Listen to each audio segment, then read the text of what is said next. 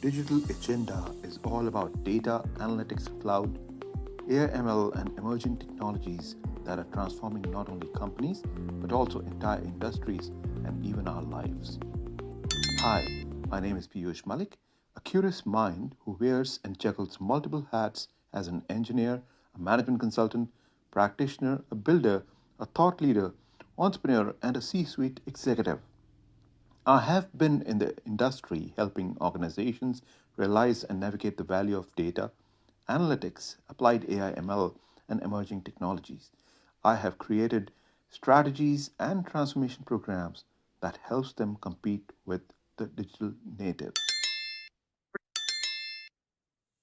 Anyone who has been in the business intelligence and data warehousing industry for as long as I have, and more specifically in the management consulting firms PW or PwC or any of the competing big five management consulting firms could not have missed the Godfather of BI Consulting. In today's episode of the Digital Agenda, we would be talking to that individual. His name is Mike Schroeck. Starting his career with PriceWaterhouse in the early days of Big 8 management consulting, after earning a degree in accounting, Mike rapidly rose through the consulting ranks to be named a partner and subsequently becoming an indispensable part of PW and later PwC leadership teams.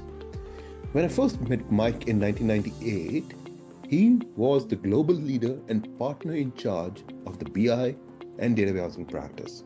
In his career, spanning over 4 decades with PwC and IBM, Mike started and led worldwide consulting practices in the areas of information management and analytics.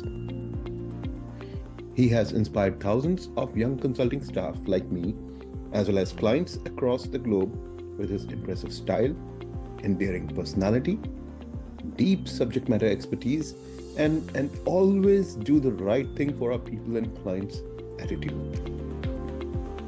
Retiring as a partner, vice president, and leader in the Business Analytics and Optimization Group at IBM Global Business Services, he has a proven track record in business intelligence, performance management, and analytics. Mike has been a pioneer and industry thought leader, authoring several articles on those topics, as well as co-authored a book on enterprise information architecture. For a long time, Mike was a featured speaker at many industry conferences and major seminars and has been frequently quoted in leading business and technical publications. Despite being twice named as one of the world's top 25 most influential consultants by Consulting Magazine and a distinguished engineer by IBM for his technical achievements and leadership, he remains very approachable, a humble family man with 5 children and 7 grandchildren. Additionally, he currently dedicates his time and resources to giving back through his involvement with several local non-profit organizations. Lastly, Mike is also an avid runner, having completed 30 marathons over the course of his career. Let's go and meet Mike.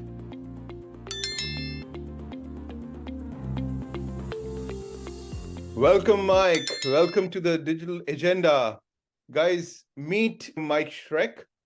He has been my mentor for almost 2 decades. And the first time I knew about him was on the cover of DM Review magazine, where he was shown as the marathon man, runs marathon, as well as runs the management consulting firm, a division of a management consulting firm, PriceWaterhouse, at that time. And since then, our association has grown. So, Mike, welcome. And please introduce yourself and who is the real Mike Schroeck? Thanks, Piyush. It's great talking to you again. I appreciate the opportunity to be on today. Who is the real Mike Schroeck? You could probably answer that as well as anybody. But I guess professionally, people might recognize me as the person who started at the time we refer to it as Datawarehousing, now Datamanagement and Analytics practice at PriceWaterhouse back in the early 90s. And that evolved to eventually combining that practice when we merged with Coopers and Lybrand. And then in the early 2000s, as IBM acquired our consulting business from PwC, was able to bring that together and throughout that entire process and time frame, I'm just proud of the fact that we were, continued to be recognized as the largest and leading data warehousing consulting firm in the industry. So it was a great run. Personally, I consider myself a husband, father to our 5 children and stepchildren, grandfather to 7 grandchildren. Wow. And a friend and someone that I would like people to think of me, I guess, as a nice guy who cares about people and always tries to do the right thing. Absolutely. And I can testify to that. A great mentor and somebody who people can confide in and get great advice any point of time. So thank you for introducing yourself in a candid manner, Mike. Now, you had a pivot in your career from being a chartered accountant in an accountancy firm, Coopers & Lybrand, to the management consulting in PwC. So there were pivotal moments where you had to shift, and the uncharted territory that you entered with the CRM practice or the BI practice and then the BAO practice, all through your career between these 3-4 different firms. But it seems like it's a continuation of the same career, right? From Coopers & Lybrand to PwC to IBM. And so walk us through how difficult it was for you to pivot through all these moments. Yeah, thanks for saying that. I guess going back a little bit, I've always had an interest in accounting. And so I majored in accounting. I got a master's degree in finance. And then when I joined PriceWaterhouse back in 1981, I guess it was, I was interested in accounting, but it was more how do you apply it to business. And so I joined the consulting firm side of PriceWaterhouse at the time, as opposed to audit or tax. And got involved with implementing financial systems. So leveraged my accounting background into financial systems. We had our own financial system at the time that ran on a mid-range called FM80 that some folks from PW had developed. And that evolved into as ERP started taking hold. And at the time, I'm dating myself there, but there was McCormick and Dodge, there was MSA. And then we started a third practice called Walker Interactive, which was actually located out near you in San Francisco. And the key differentiator for Walker Interactive was the fact that whereas M&D and MSA were flat files, Walker Interactive was the first financial accounting system that leveraged DB2, relational. And kind of the key there was it made the information a lot more accessible. And so again, the idea was you do the accounting system, but the real value is how do you get the information out and analyze it and so on. And so that was really the start of it. And then in the early 90s, Tom Byer, who at that time was running the management consulting services for PriceWaterhouse, said, Schroeck, why don't you take a look at this thing called data warehousing? And so I said, sure, I'd love to do that. I just made partner. And so we invited Bill Inman to join 2 other PW consultants in Bethesda. That was our technology center. And Bill, who was really I consider the father of data warehouse, joined us in Bethesda, spent a day with us with his foils, as only Bill can do, and still uses those, and kind of got us excited about data warehousing. And so we jumped in with both feet. We started hiring some individuals. We transferred some individuals from other segments of the practice that had technology skills. We built some training programs to allow us to train more individuals. We developed some relationships with some of the key vendors, ETL at the time, some of the data management vendors, some of the reporting vendors, and kind of build an ecosystem. But then the other key thing is we landed a couple big clients at the outset. Ford Credit was one of them in Dearborn, Michigan, and also State Farm Insurance. And that really just allowed us to really take off running. And at the time, we were the only dedicated, data warehousing, the data management services practice in the industry. And I think we got a head start on everybody else. And then it kind of evolved, as you alluded to, as Coopers & Lybrand and PriceWaterhouse merged. They were nice enough to ask me to bring those firms together. Coopers had a nice data management practice. And so we're able to leverage those skills and those individuals and those client relationships and continue to grow, which extended our lead in terms of the size of our practice, also added some global capabilities. And then in the early 2000s, IBM acquired the complete PwC consulting services practice. And Ginny Rometty at the time, who ran services for IBM, was nice enough to ask me to lead the integration of what at that time were the two largest data management practices in the world. Mm-hmm. And that allowed us to take the practice to a whole nother level. And we just had a great run up until, the point that I retired in 2015. And I think we had close to over 16,000 dedicated consultants located in every market around the world. Just a great team. And just, I was just very fortunate to have an opportunity to be a part of it. Yeah, absolutely. You had a terrific run out there, Mike, and it gave me, as you were talking, nostalgia, because I was just talking to Bill Inman a few days ago, and he had certain things to say about the industry as well. But now I get the full picture, because when I saw you, I was being interviewed by PW, and you were on that cover of that magazine, DM Review, I was talking about, and I was asked to come and meet you and a few other SAP ERP leaders in San Francisco at a hotel. And I hadn't officially joined PW. My visa took some time, and by the time the visa and all those things happened, it had become PwC. So since then, of course, I've had a great fortune to be associated with you and to be mentored by you. So thank you very much for that. Now, help us understand what specific you did to get onto the world's 25 most influential consultants list, not once, but twice, in my recollection. So please help us understand that. Yeah, that was quite an honor. And the first time was in the mid-90s. And I think it was a recognition of, again, the success we had at PriceWaterhouse at the time of building, again, the industry's first dedicated data management and analytics services practice. And I think that really was the impetus for the first honor. The second time they were nice enough to award me that recognition was soon after the IBM acquisition. And as I alluded to earlier, at that point, we had taken the practice to a whole nother level, domestically and globally. And so I think the point of that is while, my mugshot was in the magazine, the fact of the matter is it was a recognition of the two practices and the outstanding people that we had in those two practices. I just so happened to be the leader. But yeah, that was a recognition, not of Mike Schroeck. It was a recognition of. Well, you're too humble, Mike. And I can't forget, you were visiting San Francisco for a conference, and I just reached out saying, would you be kind enough to come and have lunch with my team? At that time, I was at a utility company leading a fairly sizable team of 65 people, doing what we currently call as data lake, but building operational data stores. And you came down and you talked to my client, as well as you took us out, all of us out for lunch. So you've been a great inspiration to a lot of folks.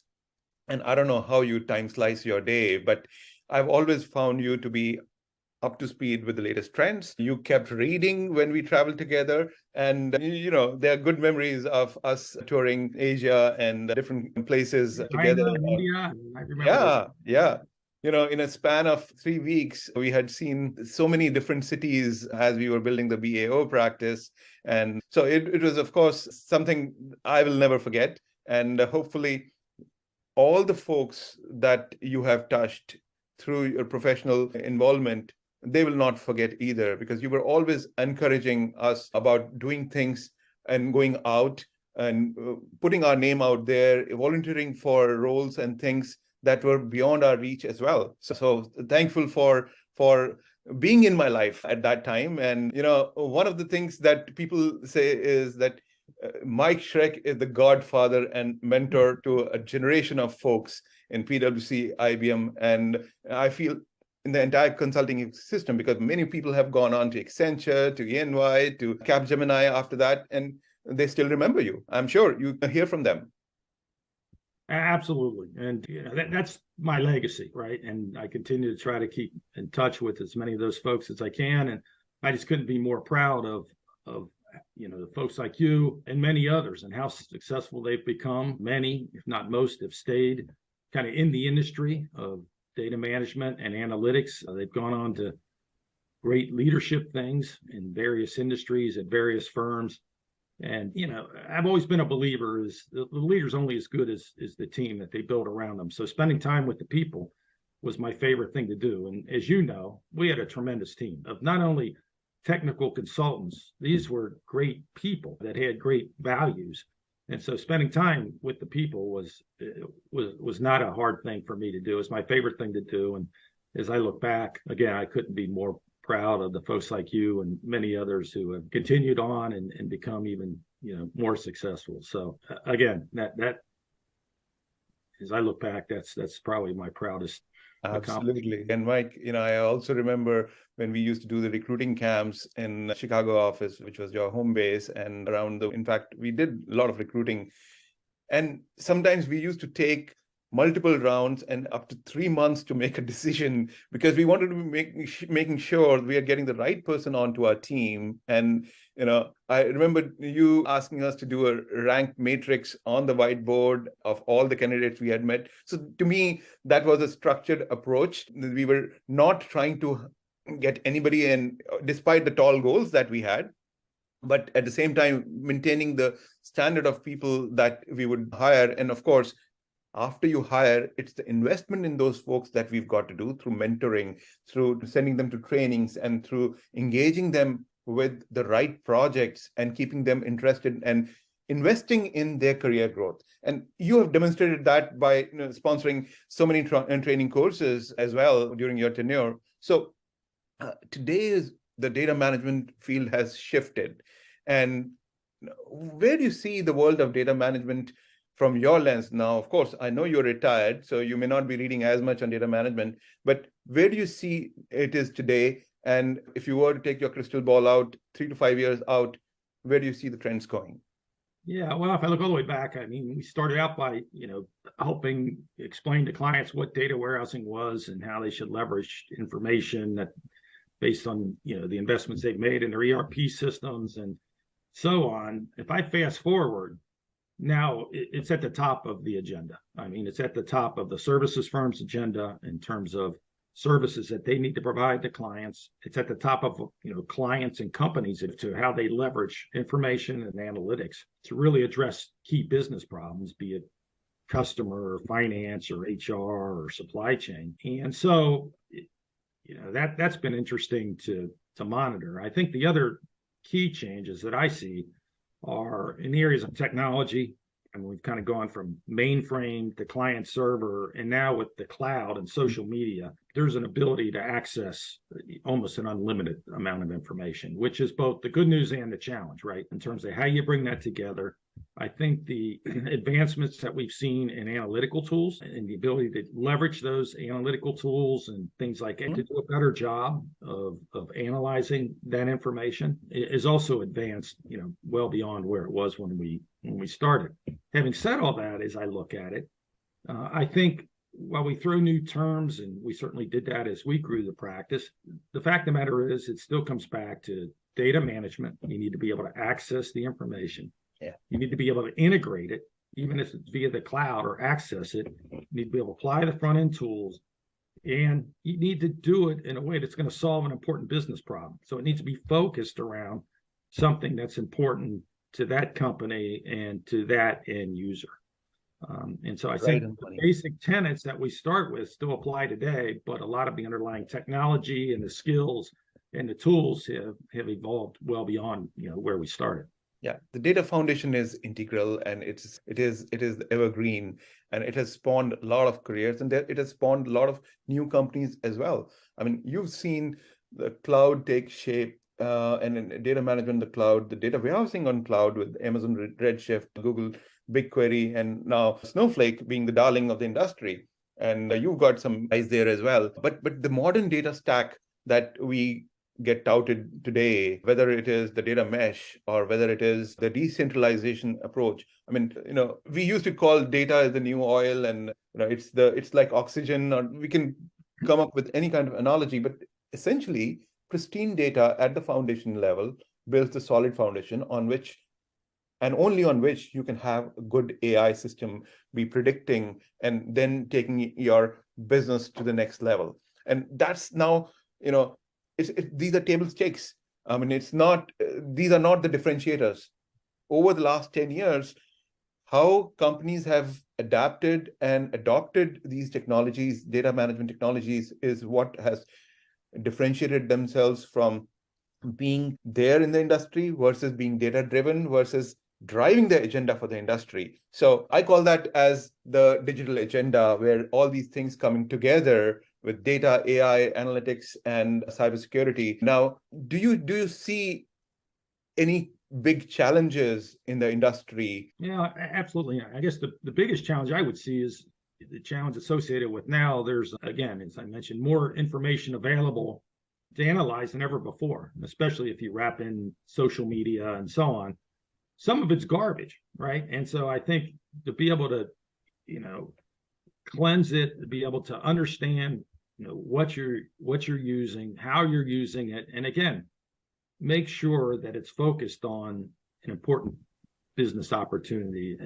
And so I think the other thing that I would hope we don't lose sight of is, while we're developing a lot of technology skills, a lot of analytical skills, I think if I were coaching or mentoring someone today, that's great. I mean, that's the area to be in, go for it, but combine it and have at least some basis in whatever industry you're working in.